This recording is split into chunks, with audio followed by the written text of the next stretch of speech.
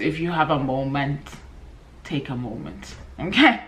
Please do yourself that favor, because the twist, the turns, the ultimate twist, my jaw was on the floor. My jaw was on the floor, okay?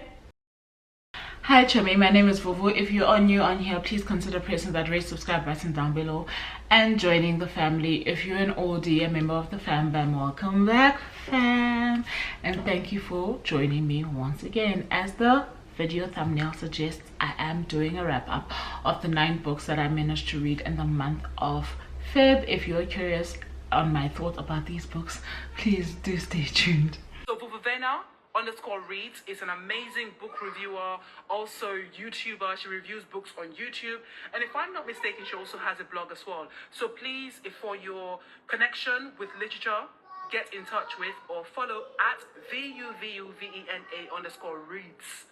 She is based in South Africa, and I think it is also extremely important to follow literary content creators who are based outside of the West and in continental Africa, because they do a really good job of bridging the gap.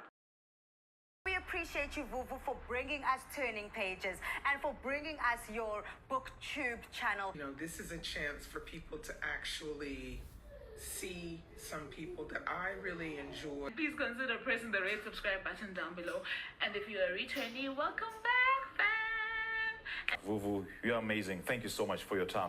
I wanted to do a very quick wrap up of the books that I've read in the month of February. I've read 9 books in total, and only one of those was an actual physical book. Just as a disclaimer, I do find it very hard to sit down and read a book these days because of just the demand on my life, but I still do want to be lost in the world of stories, so I do find a balance here and there. Sometimes I do read the audio, but I have like a Kindle version of the book, but because I do consume the audio most of the time, because of my reading process of that specific book, I will consider it an audio read instead of an ebook read. I hope that makes sense.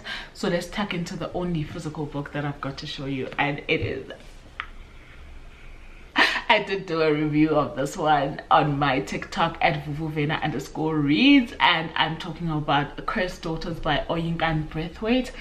I absolutely loved this book. Just off the bat, I just want you to know that this book was a lot of things to me, and I absolutely love what Oyinkan was doing with this story. So in Cursed Daughters by Oyinkan Braithwaite, we follow Eniyi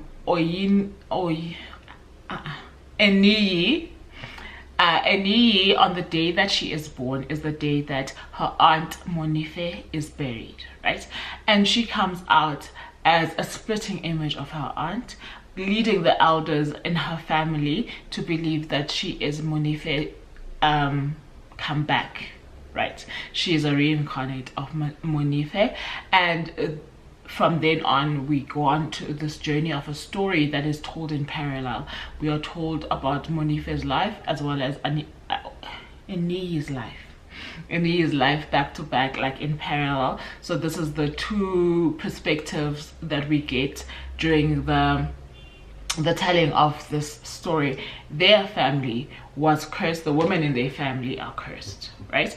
They are cursed to never really fall in love, or to never keep a man. Should they fall in love, men are going to be very evasive in their lives, and they're gonna have trouble in paradise with any relationship that they go through. And all of these women that we see a few generations in the story. We see grandparents, grand aunts, we see mothers, we see granddaughters, right? So we see about 3 generations. So it is a family saga, and all of these women are trying to navigate their way around life, some of them to their demise, others they do it without success, and others decide that they're gonna change the rules and play by their own games. How Eniyi and Monife do it is pretty interesting, which is probably why there are the interesting element to be able to tell this story through. And it is really a story about sisterhood, about mother-daughter relationships, about the things we choose to believe and how they end up shaping who we become, about truths and lies, and what fear can be imbued in words. It's a really fantastic story. It's a quick read, and it really does leave you with a lot to ponder, as well as a lot to carry with you as you navigate life. I absolutely loved this one. It was a strong yes from me. So that's the only physical book that I've got for you guys. The next book that I absolutely loved is an audiobook that I listened to via Libro F, and this is It's Love I'm After by Riley Baxter. So in this one we follow Shania and Jermaine. Shania is a single mother. The day that she conceived her son, she had slept with 3 men at a frat party, and she does not know who the father of her son is, and has never been interested in hunting down these men because her son is her most precious gift, and she has been okay raising him on her own, and her family absolutely knows that she does not know who the father is and how the son came to be. However, she is in her late 20s, early 30s, I think, and she is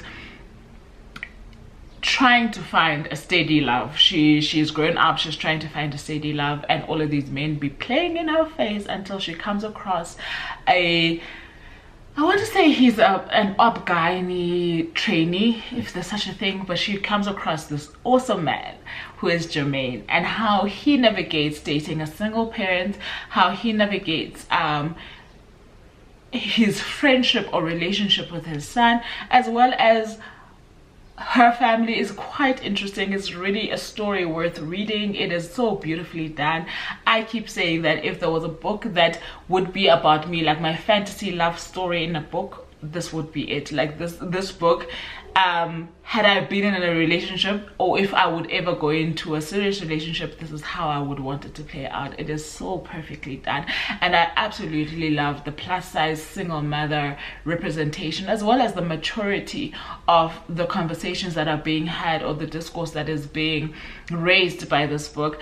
And while it is a romance story, it is quite spicy. There are also very sensitive topics, obviously, around weight, as well as around fatherhood and resentment that parents might have towards their kids, and how that's navigated. The actual family dynamic in terms of her extended family is beautiful. I absolutely love Shania's family. They all bring something different to the table, but more especially her grandmother. She was my favorite family member, and this one was a strong yes from me as well. I absolutely love what was done in the story. The next book that's I read in, I'm smiling because most of the books I read in February, obviously, I didn't realize also were very romantic. So Valentine's Day, I suppose I thought I was not being captured, but I was. But also I'm smiling because these were all such beautiful stories. They genuinely made me so happy.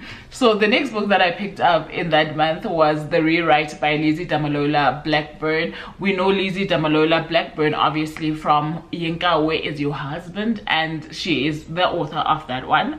So if you enjoyed that one, you might enjoy this one, because I remember very distinctly that when I was reading that one, that I absolutely loved the humor that she peppered throughout that book, and she does the same in this one. This one we follow Temi and Wale. Temi is an aspiring writer who really needs to get her first publishing deal, and Wale is a celebrity reality TV star, basically. But before he went on to a reality dating show, he was dating Temi, and things didn't end too well between the two, and then he went off to the dating show and became known as the player from the Himalaya in that show. And the show has now since ended, and Temi's agent tells her that there is an opportunity that she suggested her for, where a celebrity needs their memoir written, and she would be a ghostwriter for the celebrity. Come to find out that the celebrity is Wale, and then that story starts. That's where the story actually starts, and we learn how they broke up, why they broke up. We also learn who Wale is, because it is his memoir. and who he is against what Temi has come to believe of him, and whether or not what she relearns or learns about him and his reasoning is going to make them come back together or stay friends or never want to see each other again.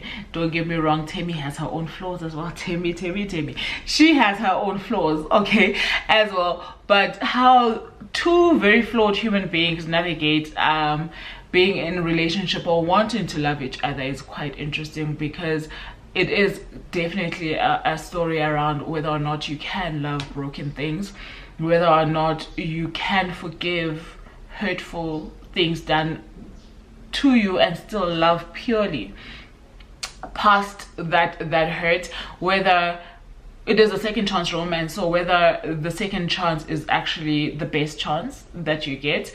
There's a lot that goes on in this one. It was a solid yes from me. Everything seems to have been a yes in March. I mean in March. In Feb, I absolutely loved that one.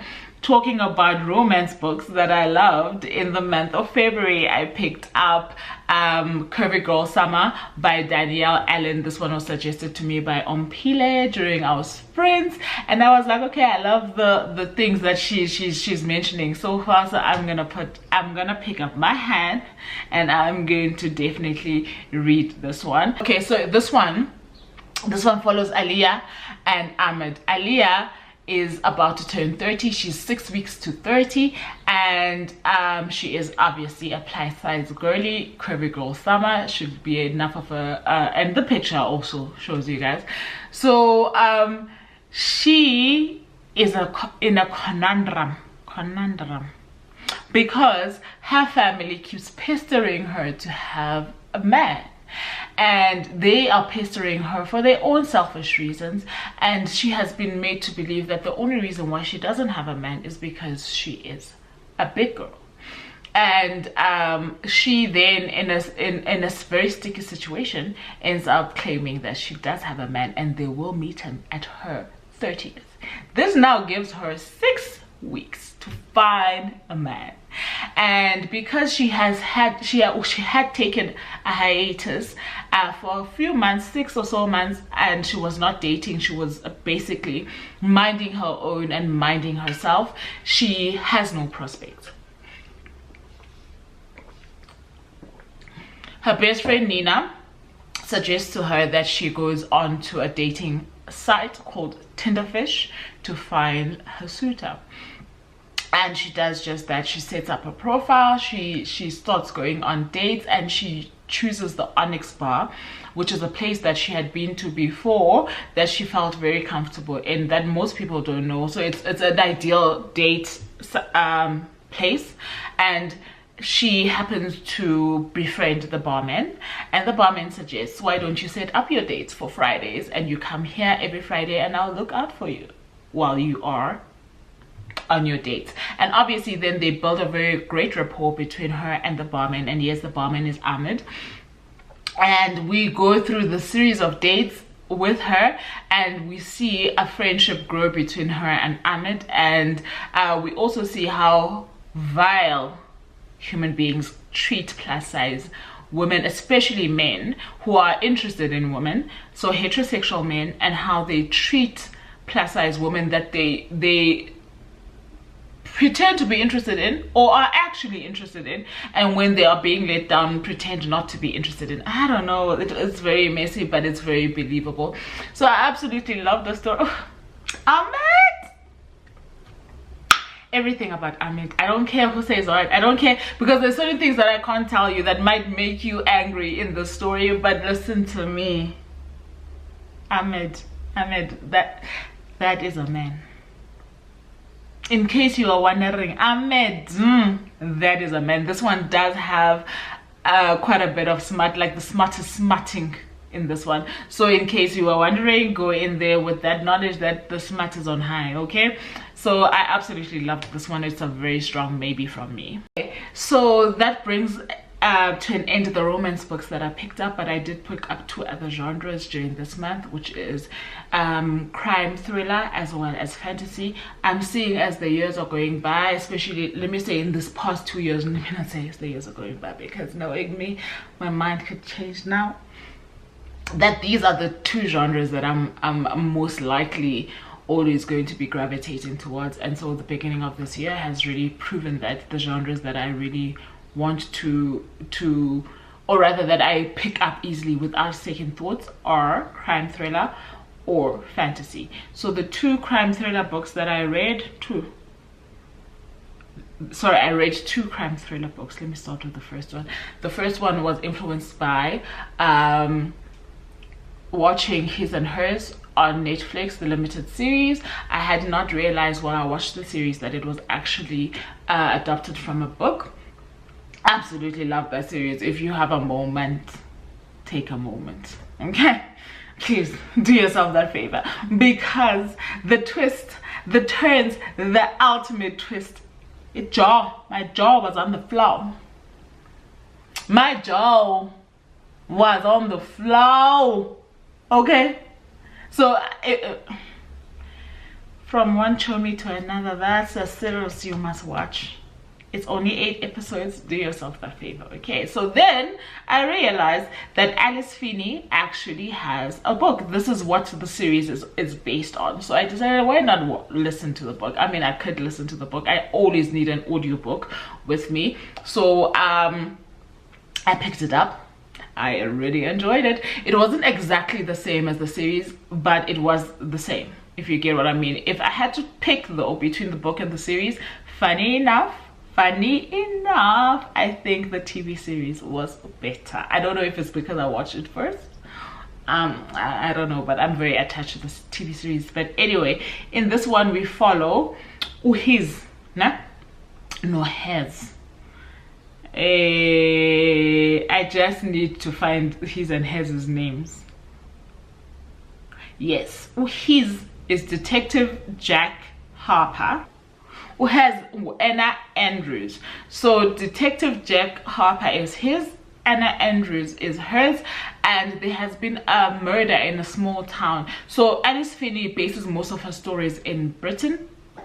So I do think that she's a British author. Sorry, I have not researched her at all, but I have read another book by her, and I'm currently reading another book by her. So she bases a lot of her stories in Britain, so I'm assuming she's a British crime thriller author. And so the small town is a small town near London where a murder occurs, right?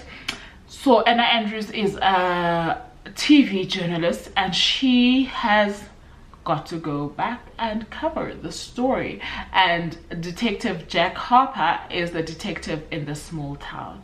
Okay, so they meet there, and then skeletons start to come out of the closet. Okay, it turns out that both of them know the person that's been murdered, and that the 2 of them actually have a past.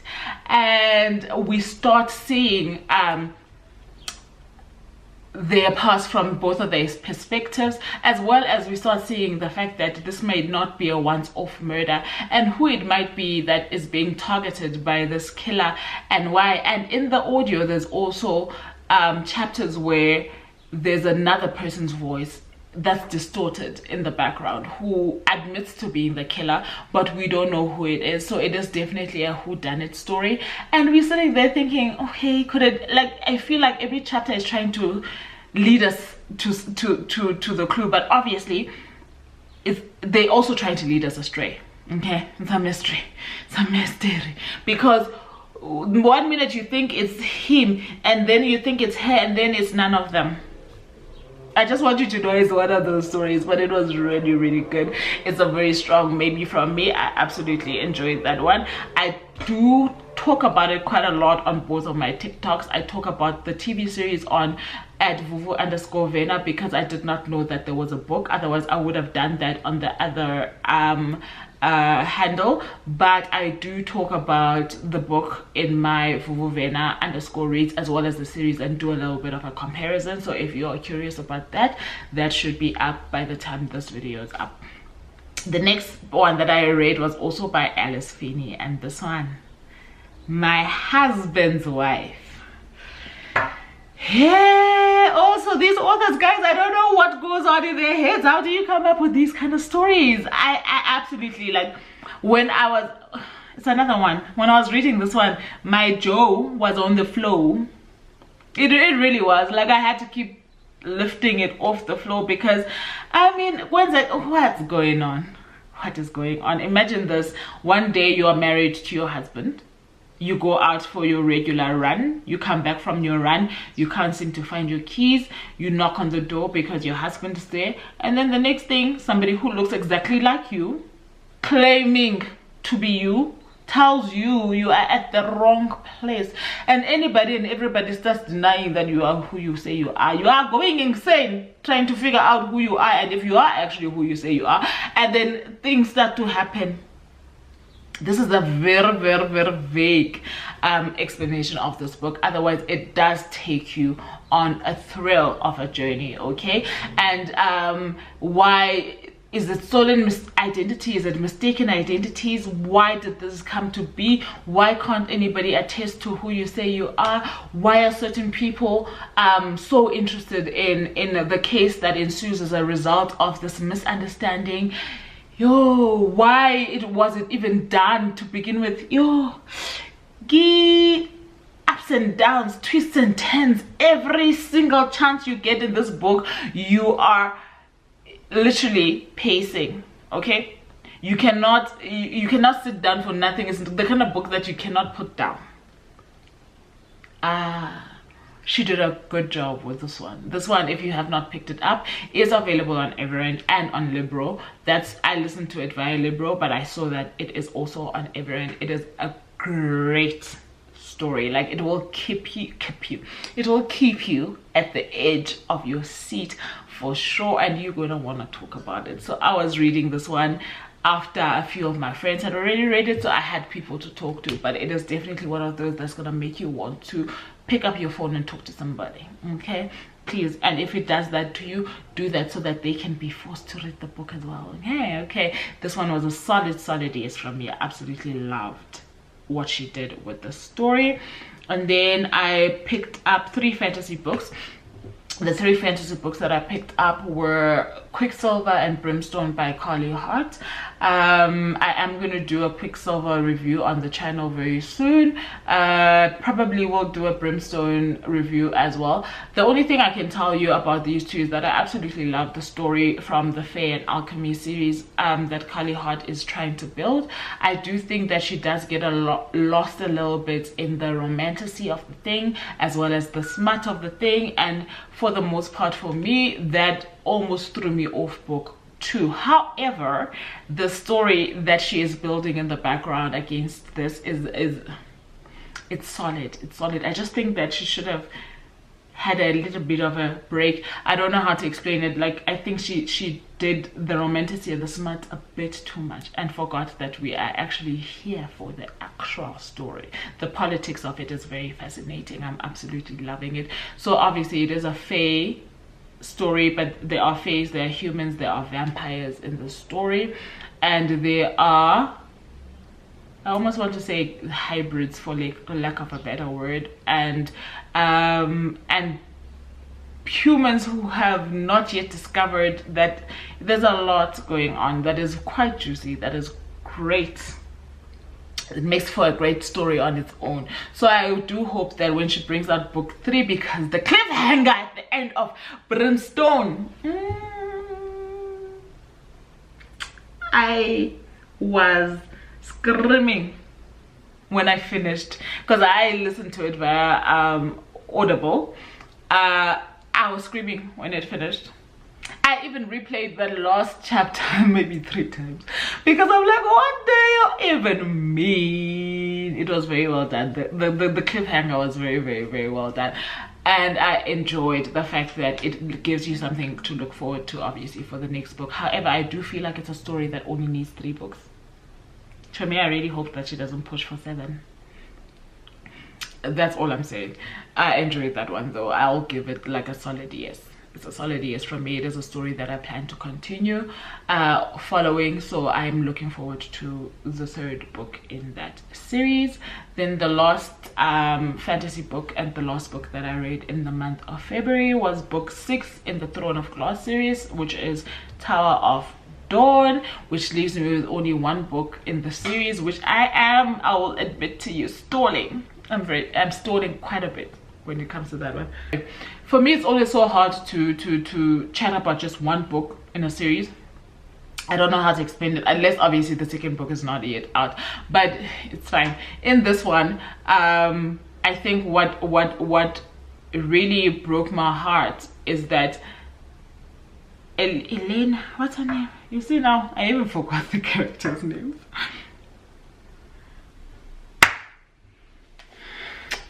I almost told you guys the story for book 5, so you can already tell that book 6 did not faze me. So book 6 is mainly focused on Kale. He has had his injury and he's now at the Torah Kesme, right, in Antica, trying to get a healer, the world-renowned healers, the world-renowned healers of the Torah Kesme, to see if they can help him come correct. And he's there with his love interest and the current general of the, what's his name? I forget now, but he's the king of the Throne of Glass. Hey. Because yeah, should I be saying much more about this one?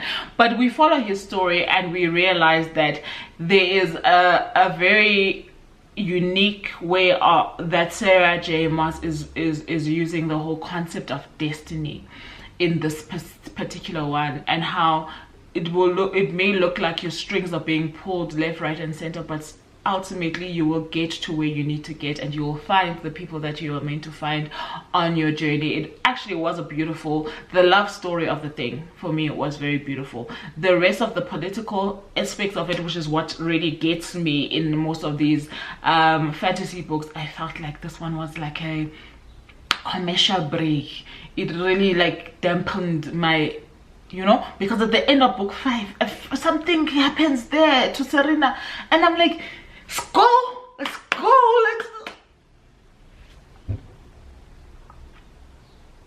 We didn't go. We went to the Torah Kesme instead, and it frustrated me so much. I think that's why I'm also having a little bit of a slump in terms of the story, because I think what they gonna give me in book 7 is what I wanted in book 6, and I don't know if I really wanted book 6 as much. I feel like the stuff that is so beautiful that happens there, they could have put J in a few chapters in book 7, and book 6 was, I'm confusing myself, but book 6 could be non-existent. Oh no, now that I think about it, it really frustrated me, and I think that's why I can't finish the series. Like I'm saying, I'm left with one book and I already have it lined up on my Audible, so it's already there, I have it, but I'm like, I'm sure it's an epic ending, I'm sure it's a beautiful, but now I have to recover from this one. This is the one book where I was on time.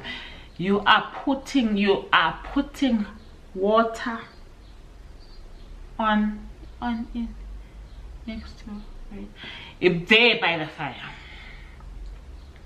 Like you definitely made sure that you dosed my fire. But anyway, that's neither here nor there. Like I'm saying, I didn't absolutely hate it. There were beautiful elements to the story, but I really do feel like because of the pacing of the other books and the series as a whole, this one really did slow us down. She mustn't do that, but it was the things that she added as information were excellent. Execution, I'm not too happy with. But anyway, that brings me to the end of the 9 books that I managed to read in the month of February. If you've read any of these books, please do engage with me in the comment section. If there are books that you would like me to pick up that you think that I will enjoy, please do let me know. I do not know if I'll be reading any more romance books going forward, because like I am one of those people that I'm not really a romance reader. Let me not lie, I'm not really a romance reader, and I do love urban romance, don't get me wrong, but in in sprinkles throughout the year. And romantasy is fine. Those I stumble upon because I'm more curious about the fantasy and the political elements of these books, but then there will be a bit of that. What I'm trying to say is I read a lot of this romance in February, and I don't know if I'll be picking it up anytime soon. I just need a little bit of a break before I think that these are real life stories and these things can happen to actual people. Like, I just need to move away from there. Okay, but other than that, I thank you so very much for choosing me, and until next time, I love you very much. Bye for now.